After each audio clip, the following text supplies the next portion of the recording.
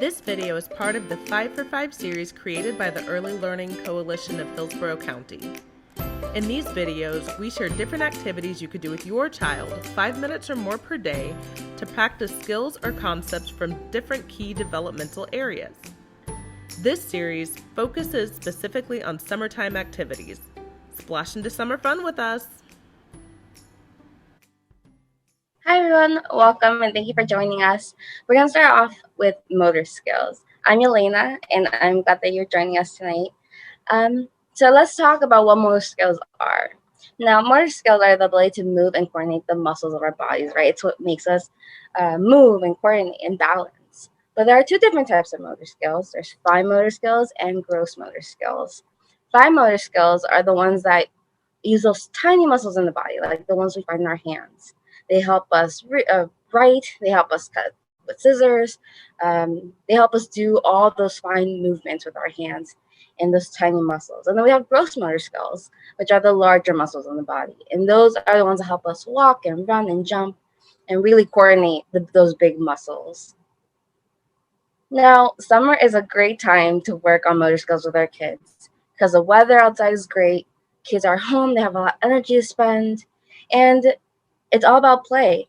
Play is such a great way to work on those skills. And that's all what kids want to do in the summer. They want to play, they want to be outside. So summer is a great time to work on these skills. Now, why is it so important to develop these skills in early childhood? Well, one, it helps them gain strength, confidence in their bodies. It helps them exercise. It helps them coordinate and balance. And it's going to help them later on with more complex skills, whether it's in sports, whether it's academics, art, music. They're going to need those skills for more complex life skills later on. So let's go on. I'm going to pass it on to Ruth, and she's going to go over some activities that might help develop those skills. Hello, everyone. I am Ruth Deras, the Provider Quality Specialist, Region 1. It is a pleasure to be here with you today. So let's talk about some of the activities and some things that you can do with your children at home. So while playing with water, fine motor skills and hand and eye coordination are constantly refined as children scoop and pour water and fill and empty containers in a multitude of different ways. Water play is a fantastic activity for developing children's hand-eye coordination, as we said before, as they learn to pour, squeeze, stir, and even paint with water, as we see in this picture. Another example is from pouring water from one bucket to another, or learning how to control the direction and size of a splash. Children are improving their sense of accuracy and control. On the other hand, with gross motor skills and large muscle strength is developed at stretched, and children are encouraged to lift, to run, splash, carry, and even by pouring larger and heavier pots of buckets of water. Water play is also a good opportunity for children to explore their senses and experience different sensory experiences, like adding materials like sand and ice, so line to the water allows children to put their hands in different textures. And with that, when they are exploring, they are touching the textures, they are squishing, they are touching, they are doing all of those kind of things. They are developing those small muscles. This is a short video. We're going to show you an activity that you can do. This is the beach ball pool noodle outside activity.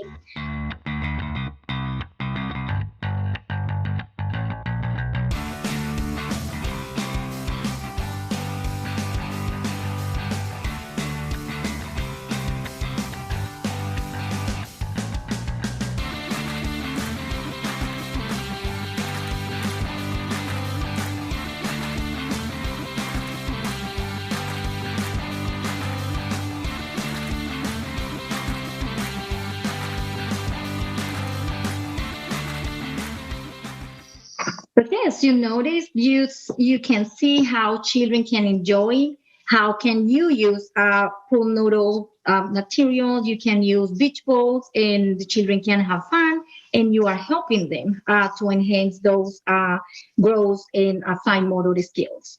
So now Yelena is going to share with you some activities.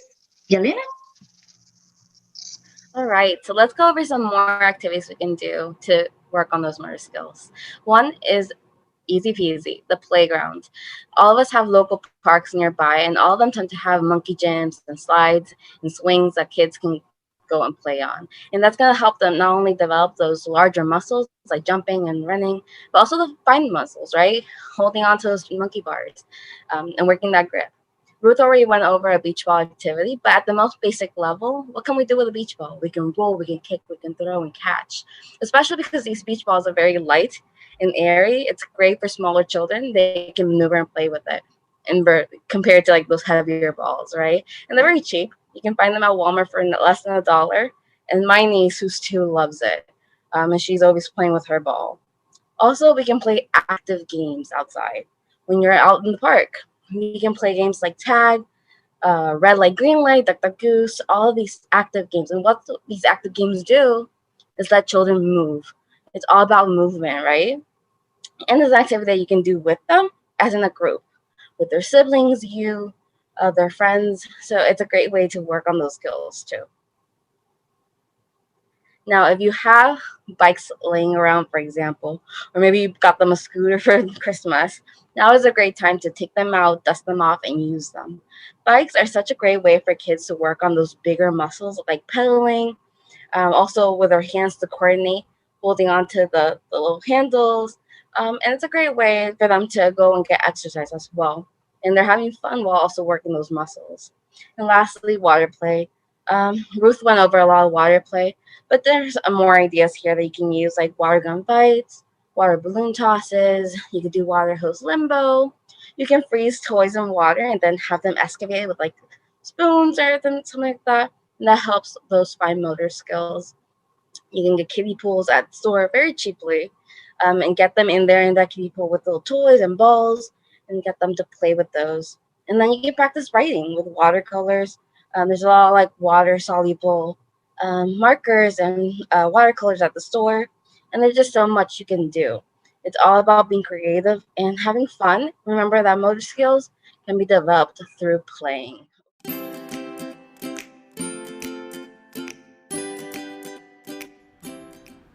Hi there, this is Nicole. I'm going to talk a little bit about language and literacy and why it is important. Children raised in homes that promote family literacy grow up to be better readers and do better in school. While family literacy activities are often based in reading, there are a lot of other ways families can conduct literacy activities at home through picture books, songs, poetry, and storytelling. Along with reading, rhyming, singing, and talking, beginning from birth, profoundly influence language and literacy development and the foundations for all other learning. So let's take a look at some of these activities that we have. Books, make them a key member of your family. One of the easiest ways to show your child the importance of reading is to make a special place to store your child's books. Have you ever flipped through a friend's photos and imagined a story to go along with them? Young children love to use their imaginations to create stories to go along with pictures. One of the earliest literacy skills children develop is the concept of sequencing or telling a story from start to finish in order. One way to practice this skill at home is to create your own picture books or books without words. Using photos, pictures from magazines, or your child's drawings, books can be created and placed in the home library for easy access in that special place that you've created for your child. Storytelling is talking about family history and creating new adventures. And writing notes. Learning to read and learning to write go hand in hand. It's important to practice and encourage emerging writing skills with your young children and use those to learn new languages. One way to encourage writing practice is to have family members leave notes for one another on a regular basis, little stickies, little love notes in a lunchbox, maybe taping a note to the mirror in the hallway, or just leaving a sticky note, like I said before. Now, let's talk about some activities that we can do with the beach ball. One activity is bounce the ball off the wall. And this is a great activity where you can use sticky notes to put letters, numbers, or anything else that you would like to write on the sticky note. And then Practice letter or number recognition, by calling out one and having your child throw the ball to hit the correct number on the wall. You can up the difficulty by using sight words or common phrases that they might recognize. Another one is have a ball with rhymes. Write a simple word on each beach ball stripe, then toss it or roll it to someone in the family, and then they either read the word facing up and say a word that rhymes with it. So for instance, if you see in the picture, the word is bee. So once you throw it, the person catching would say maybe tree or free to rhyme with the word bee. The last activity that we're going to talk about is bouncing around comprehension. If you program the beach ball by writing or drawing different story elements such as characters, setting, time and place, beginning, middle, and end, maybe one thing they loved about the story or one thing they didn't like about the story. And then as you toss the ball around, you can have a discussion about the book. You can also program the beach ball with different, maybe higher order thinking questions to promote more language by having a conversation with your child or by answering questions about the story that are on the beach ball.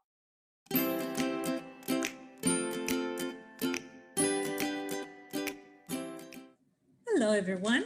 My name is Natalie, and I will be talking about STEM. Usually, when we think about the summer, we always think about sunny days and also the beach, the pool, or some type of place where we can splash into water because it's very, very hot. Well, STEAM talks about water and how we can use water to actually have fun with it and learn more about chemistry and also the basic principles of physics and biology. All of these activities are very easy to do and only require basic items that you probably already have at home. Whether it's a sunny day or a rainy day, these are some amazing experiments that you can try today. STEAM sounds a bit complicated, but it isn't. Once you understand how science, technology, engineering, and math mingle with each other, you can see how it applies to many activities your children already love and do every day. As you can see in the slide, here we have a couple of experiments that you can conduct. Thinking about STEAM during the summer offers us an opportunity to activate your child's higher order thinking skills. Why? Because it promotes different experiments that they can do with your help or some they can do by themselves. Here are a few examples of how you can connect this terminology with the action. Water, as you know, is all around us, inside our bodies, and therefore it provides a wonderful opportunity to get curious about it. For example, we can talk about temperature between water that is hot and cold, or room temperature even. Science plays a very big part because it reminds us of the rain and also the oceans and the rivers. When we think about technology and math, imagine measuring how many drops does it take to fill a coin using a dropper, and that will be technology. Or why do some items sink or float on a pool day? All of these things talk about how STEM is used on a daily basis. In the very next slides is a wonderful opportunity to unlock your kids' curiosity and spark their inner inventor. Here are some other visual examples of how you can use STEAM on the summertime.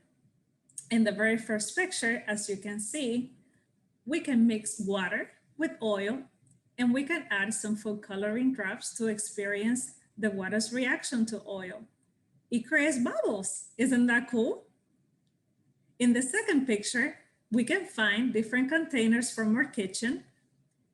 Plastic will be recommended or something that maybe later on you might throw away for easy cleaning, and fill them with the same quantity of water. Then we can add different color to each container. It could be for coloring, which is safe for children, little and also bigger children.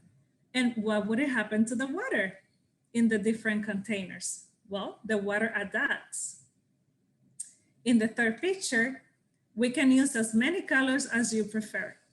Place a piece of tissue or paper towel to see how the water connects and creates a river of color. Remember, you can also talk about mixing colors. For example, blue and yellow makes green. Who knew? In the fourth picture, simply place a piece of ice and allow some time for the sun to melt it. Usually we are outside during the summer, so this will be a very exciting thing to do with the children. What will happen to the water?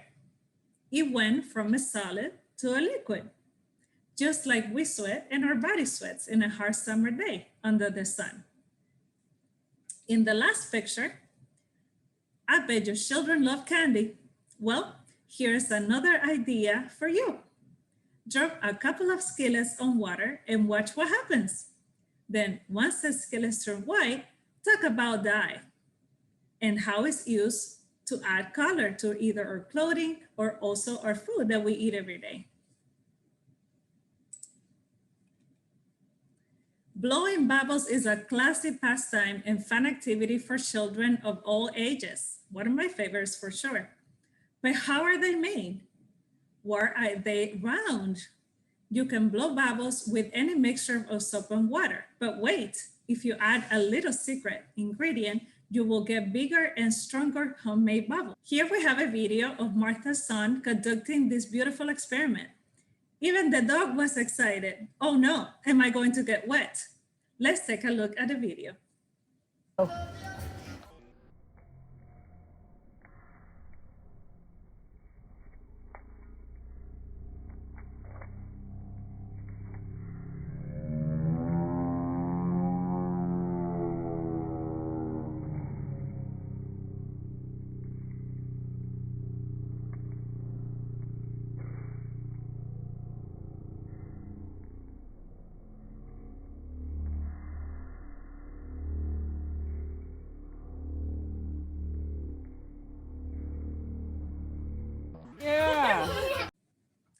Well, those are some ideas that many of you can use and incorporate with them on these summer days.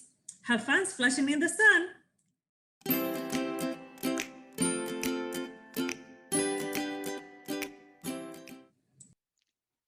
Hi, my name is Martha, and I am going to talk to you a little bit about social studies. Early childhood is a time when the foundations of social studies are established. So you need to start with the immediate surroundings and work your way out. Social studies experiences are already represented in everything that children do and the interactions that they encounter in their lives. But we need to intentionally ask questions that make them get clarification and maybe push them to think a little more critically. Sometimes you even want them to debate so that they can think deeper about the topics. In this case, when we're talking about water and using water in so many of the experiments, you may want to start with, where does the water we use to make bubbles come from? Or how did it get here?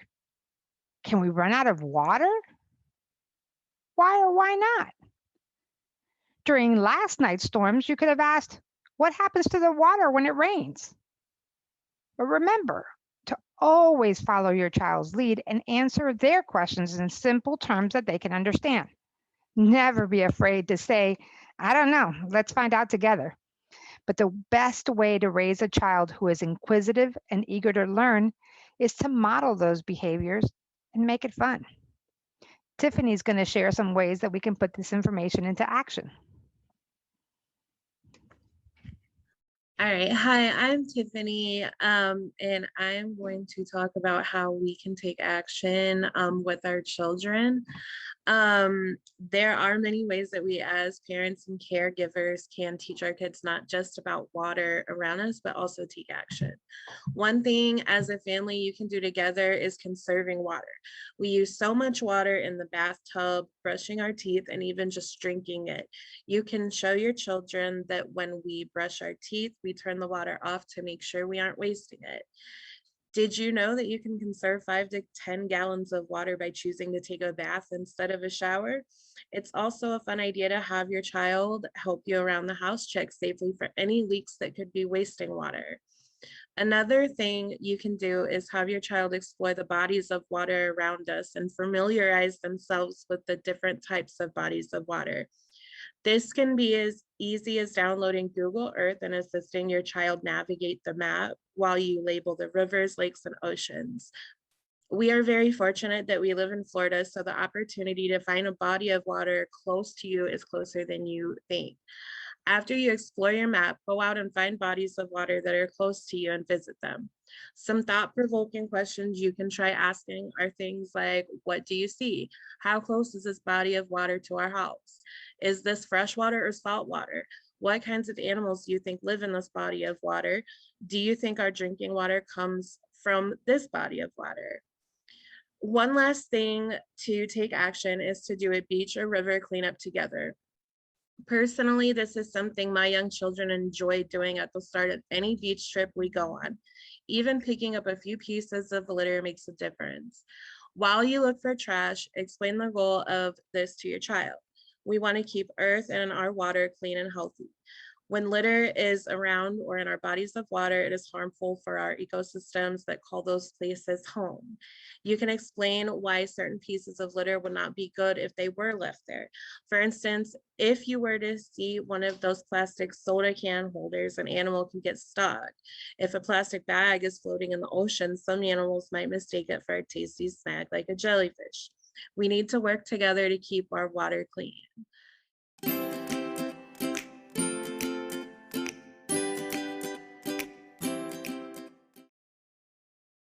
Hello, I'm Kenya Rowe, and let's get into social emotional skills. All kids need social emotional skills to be successful at school, home, and honestly for the rest of their lives. These are the skills that help kids build confidence, understand their own strengths and weaknesses, collaborate with others, navigate social situations, develop strong relationships, and also make better decisions. Without a doubt, these are critical skills for all learners. At 5 years, your preschool will probably use words to describe more complex feelings like frustration, annoyance, and embarrassment. Hide the truth about something if she feels guilty, embarrassed, or frightened. Be better at managing strong emotions like anger, frustration, and disappointment, and have fewer tantrums. By the time she's 5, your child will probably use words to describe complex feelings like guilt and jealousy.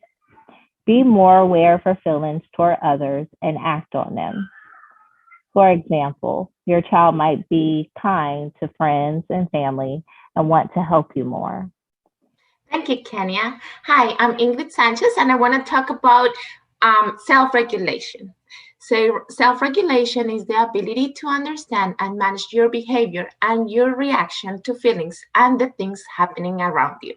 It includes to be able to regulate reactions to emotions like frustration or excitement, calm down after something exciting or upsetting, focus on an activity, getting attention on a new activity or task, control your impulses, and learn behavior to help you get along with other people. Here are some tips for helping your preschooler learn self-regulation. Talk about your emotions and your child emotions. When your child struggles with a difficult feeling, encourage them to name the feeling and what causes it. Wait until the emotion has passed if it's easier for you. Have clear rules that help your child understand what behavior you expect. For example, use your own words to show your feelings. Praise your child when they show self-control and follows the rules. Let me talk about a fun activity that you can do together. One of the most important things that you use every day is your car. So washing the family car is a good activity that you can do with your child to work with teamwork, and it's all about self-regulation. When your child gets frustrated, talk about those feelings and emotions. As a parent, always validate your children's feelings by using language and modeling self-regulation. In this slide, I want to show you a TikTok video. that talks a little more about that self-regulation and how you can validate your child emotions. I've been working with children for about 17 years. And one of the things that I've noticed is that often we as adults forget that our kids are kids and that their brains are still developing. And I'm putting myself in that too, because sometimes I forget. We expect our kids to regulate their emotion the way that adults do, even though most adults, not all, have difficulty with that too. How do we help kids regulate their emotion? Well, we help them regulate by validating. We tell them, gosh, that must be so frustrating that you can't get that block in that space. Or, wow, that was really scary when you fell down. But we let them know that their emotion that they're feeling in that time is valid. It's real. We help them put language to emotion. Now, Kenny's going to talk to you about how you can help your preschooler with social emotional skills. Helping your preschool with social emotional skills is giving your child the chance to play with other children from preschool or a play group can help develop their friendships. You can start by talking with your child about who she plays with on a daily basis. Then you can talk to the other parents about play dates, either at your home or at a local park or somewhere that gives the children plenty of space to play with things. You can also help your child learn about being a good friend as a part of everyday family life. Talking and listening are also important skills for friendship. For example, showing interest in what others are saying and asking questions.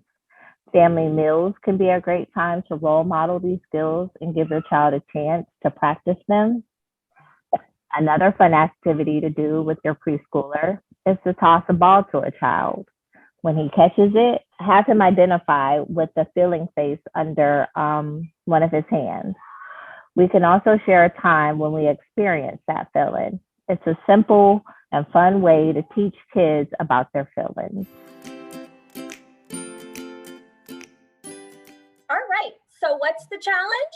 The challenge is trying to find a moment in the week, usually on the weekend, after you've spent 5 minutes a day practicing one of the other skills, to try and do something family fun or with your friends and neighbors that combines all of the skills into one fun activity day. So here's an idea of taking a traditional slip and slide, but filling it with water balloons, and maybe not the entire slide full of water balloons, but towards the end, where you can label those balloons with either letters or words or numbers, like we learned in the literacy part. And when the children find that ball or balloon, they can name a word or a sound or something that goes with that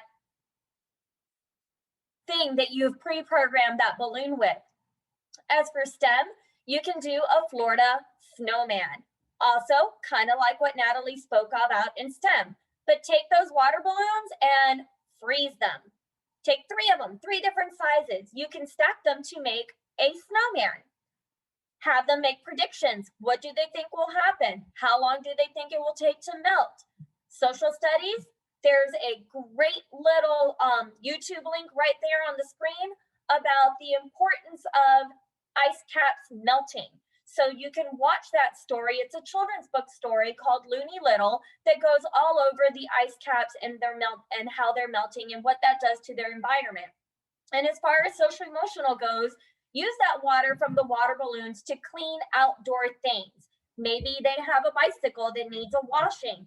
Maybe there's some picnic equipment or outdoor grilling equipment that needs to be washed. You can reuse that water, which is environmentally sound, and have them help cleaning up around the outdoors of the house. It's also a great time to learn how to take turns and waiting for their turns. And as always, talk about your emotions throughout the day. And we cannot wait to have you join us in the fall for Falling Back to School. We hope that you enjoyed this evening and we look forward to seeing you again. Thank you.